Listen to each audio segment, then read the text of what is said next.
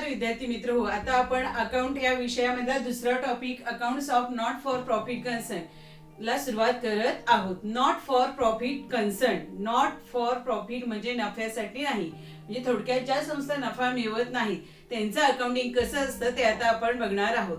11वी पासून तुम्ही जे काही अकाउंटिंग शिकला, journal, ledger, trial balance, final account, ते कुणाचं आहे तर ट्रेडिंग कन्सर्नचा आहे, नफा मिळवणाऱ्या संस्थांचं आहे. आता आपण कशाचं बघणार आहोत, ज्या संस्था नफा मिळवत नाहीत त्यांचं अकाउंटिंग कसं असतं ते बघणार आहोत. तर there are two types of organisation, दोन प्रकारच्या संस्था असतात. एक ट्रेडिंग ऑर्गनायझेशन, त्यालाच म्हणतात profit making organisation. Trading organisation म्हणजे व्यापारी संस्था ज्या नफा मिळवतात त्या, आणि दुसरे असतात non trading organisation, not for profit organisation म्हणजे बिगर व्यापारी संस्था ज्या नफा मिळवत नाहीत त्या. अशा दोन प्रकारच्या संस्था असतात. तर त्याची फर्स्ट बघूयात आपण ट्रेडिंग ऑर्गनायझेशन ज्या नफा मिळवतात त्या. तर ह्या ज्या ट्रेडिंग ऑर्गनायझेशन असतं त्यांचं जे मेन ऑब्जेक्ट आहे, मुख्य उद्देश आहे तो काय असतो तर टू अर्न प्रॉफिट, नफा मिळवणं हा त्यांचा मुख्य उद्देश असतो. आणि ह्या नॉन ट्रेडिंग कन्सर्न म्हणजे नॉट फॉर प्रॉफिट कन्सर्न यांचा उद्देश काय असतो तर to give services to its members or society. या ज्या कन्सर्न आहेत त्यांचे जे मेंबर्स आहेत किंवा समाजाला सेवा पुरवणं हा नॉट फॉर प्रॉफिट कन्सर्नचा उद्देश असतो. याच्यानंतर पुढचा एक पॉइंट बघूयात, ऍक्टिव्हिटी. ज्या ट्रेडिंग कन्सर्न असतात त्या काय कशामध्ये एंगेज असतात तर trading concerns engage in trading activities that is buying and selling of goods and services. ह्या ज्या ट्रेडिंग कन्सर्न असतात, व्यापारी संस्था असतात, त्या वस्तू आणि सेवांची खरेदी विक्री करतात. आणि आपल्या ज्या नॉट फॉर प्रॉफिट कन्सर्न आहेत त्या काय करतात तर do not carry trading activity not firm for profit making, म्हणजे ह्या कुठल्याही प्रकारच्या ट्रेडिंग ऍक्टिव्हिटी म्हणजे वस्तू आणि सेवांची खरेदी विक्री करत नाहीत किंवा नफा मिळवत नाही. आता यांचे एक्झाम्पल्स काय तर ज्या ट्रेडिंग ऑर्गनायझेशन्स आहेत म्हणजे व्यापारी संस्था त्यांची एक्झाम्पल्स कुठली तर सोल प्रोप्रायटरी कन्सर्न म्हणजे एकल व्यापारी संस्था, पार्टनरशिप भागीदारी, कोऑपरेटिव्ह ऑर्गनायझेशन सहकारी संस्था, पब्लिक लिमिटेड कंपनी म्हणजे सार्वजनिक कंपन्या. ही कुणाची एक्झाम्पल्स आहेत ट्रेडिंग ऑर्गनायझेशनची आहेत, व्यापारी संस्थांची आहेत. आणि नॉट फॉर प्रॉफिट कन्सर्न म्हणजे नॉन ट्रेडिंग ऑर्गनायझेशनचे एक्झाम्पल्स कुठली तर आपली स्कूल्स आहेत, colleges, universities, library, sports club, even तुमच्या गावातली जी मंडळ आहेत, बाल गणेश मंडळ, नेहरू युवा मंडळ, ही सुद्धा नॉट फॉर प्रॉफिट कन्सर्नची एक्झाम्पल्स आहे. ट्रेडिंग ऑर्गनायझेशन ज्या आहेत, व्यापारी संस्था ज्या आहेत त्यांना किती प्रॉफिट झालेला आहे किंवा किती लॉस झालेला आहे हे बघण्यासाठी त्यात काय तयार करतात फायनल अकाउंट तयार करतात. हा जो फायनल अकाउंट आहे कशाच्या बेसिसवर तयार करतात ट्रायल बॅलन्सच्या बेसिसवर तयार करतात. आता ट्रेडिंग ऑर्गनायझेशनच्या फायनल अकाउंट्स मध्ये काय काय येतं तुम्ही पहिल्या टॉपिक मध्ये शिकलेला आहात. काय काय येतो ट्रेडिंग अकाउंट येतो, trading account, profit and loss account, आणि काय येतो बॅलन्स शीट येतो.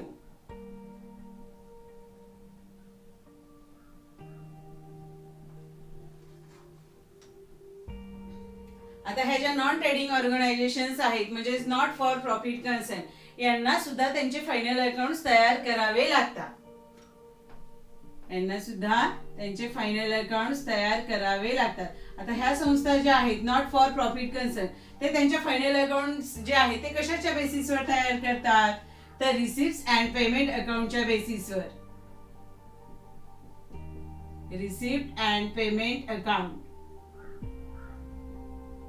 च्या बेसिसवर नॉन ट्रेडिंग कन्सर्न म्हणजे not for profit concern final account तयार करतात. आता ह्या ज्या नॉट फॉर प्रॉफिट कन्सर्न आहे त्यांच्या फायनल अकाउंट्स मध्ये कुठले अकाउंट्स येतात तर इन्कम अँड एक्सपेंडिचर अकाउंट आणि बॅलन्स शीट.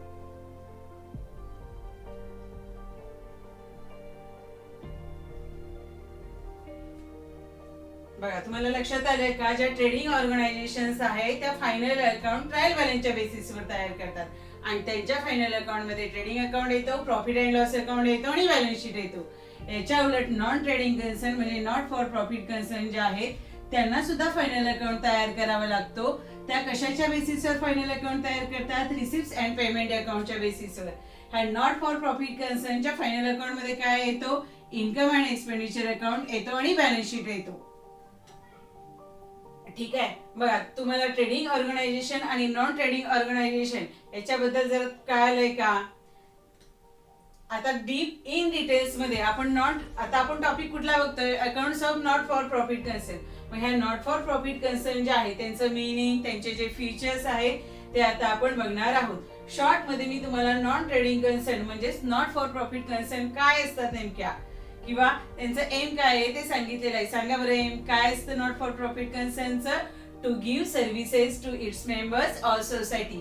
समाजाला सेवा पुरवणं हा त्यांचा उद्देश असतो. आता ह्या ज्या नॉन ट्रेडिंग कन्सर्न असतात त्यांचं मीनिंग बघूया. तर meaning of not for profit concerns. The not for profit concerns are those concerns which are not started to earn profit but to give services to its members or society at the minimum charge. म्हणजे not for profit concern ज्या आहेत त्या नफा मिळवण्यासाठी start झालेल्या नसतात किंवा स्थापन झालेल्या नसतात. मग त्या कशासाठी स्थापन झालेल्या असतात? To give services to its members or society at the minimum charge. म्हणजे अल्प खर्चामध्ये, अल्प दरामध्ये समाजाला किंवा या सोसायटीचे, या कन्सर्नचे जे काही सदस्य आहेत त्यांना कमी खर्चामध्ये सेवा पुरवण्यासाठी या संस्था स्थापन झालेल्या असतात. बघा, पुन्हा एकदा वाचते. Not for profit concerns are those concerns which are not started to earn profit but to give services to its members or society at the minimum charge.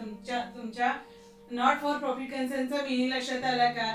की या संस्था नफा मिळवण्यासाठी स्थापन झालेल्या नसतात, तर कशासाठी स्थापन झालेल्या असतात? समाजाला किंवा या कन्सर्नचे, या संस्थांचे जे सदस्य असतात त्यांना अल्प खर्चामध्ये सेवा पुरवण्यासाठी या संस्था म्हणजे नॉट फॉर प्रॉफिट कन्सर्न स्थापन झालेल्या असतात. आता ह्या ज्या नॉट फॉर प्रॉफिट कन्सर्न असतात त्यांचं मेन ऑब्जेक्ट काय आहे? To provide social service. समाजाला सेवा पुरवणं किंवा सामाजिक सेवा पुरवणं हा त्यांचा मुख्य उद्देश आहे.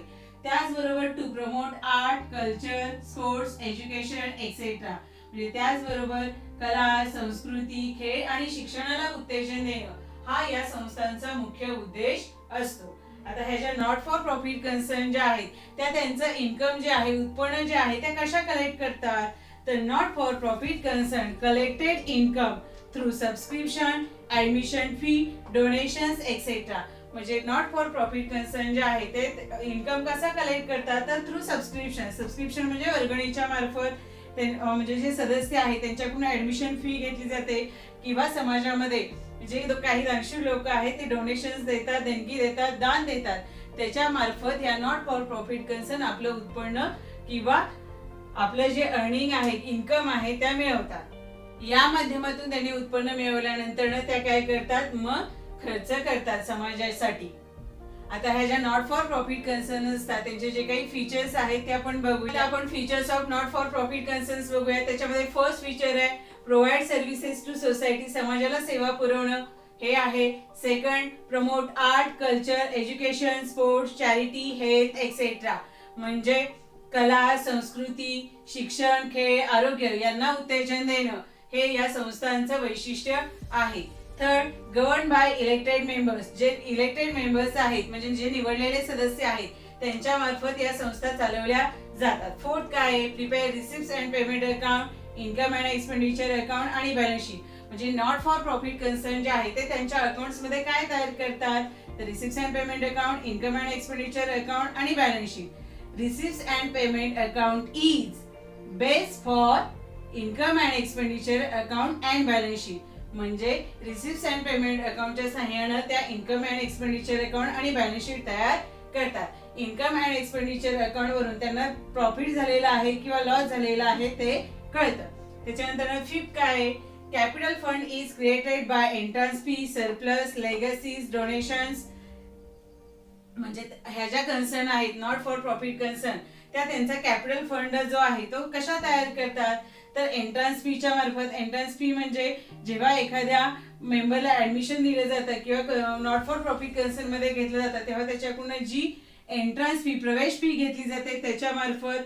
सरप्लस म्हणजे income and expenditure account close केल्यानंतर जर इन्कम साईड मोठी आली तर काय येतो, सरप्लस येतो. म्हणजे थोडक्यात नफा जर झाला तर काय येतो, सरप्लस येतो. तर सरप्लसच्या सहाय्यानं लेगसीज म्हणजे काय की as per the will of person, म्हणजे एखाद्या व्यक्तीच्या मृत्यूपत्रानुसार जर या नॉट फॉर प्रॉफिट कन्सर्नला जर काही अमाऊंट मिळालेली असेल तर त्याच्या मार्फत किंवा त्याच्यामधून कॅपिटल फंड तयार केला जातो. डोनेशन मधून या नॉट फॉर प्रॉफिट कन्सर्नचा कॅपिटल फंड तयार केला जातो. ठीक आहे. मग आताच्या तासामध्ये आपण काय बघितलं की ट्रेडिंग कन्सर्न आणि नॉन ट्रेडिंग कन्सर्न याच्यामधला डिफरन्स बघितला. त्याच्यानंतर नॉट फॉर प्रॉफिट कन्सर्न जे आहे त्यांचं मिनिंग, त्यांची जी काही फीचर्स आहेत ती आता आपण बघितली. याच्यानंतर आपण ह्या नॉट फॉर प्रॉफिट कन्सर्नचे जे काही अकाउंट्स आहेत, receipt and payment account, income and expenditure account, balance sheet, हे डिटेल्स मध्ये अजून क्लिअरली बघणार आहोत. ठीक आहे. मग इथं मी थांबते. थँक्यू.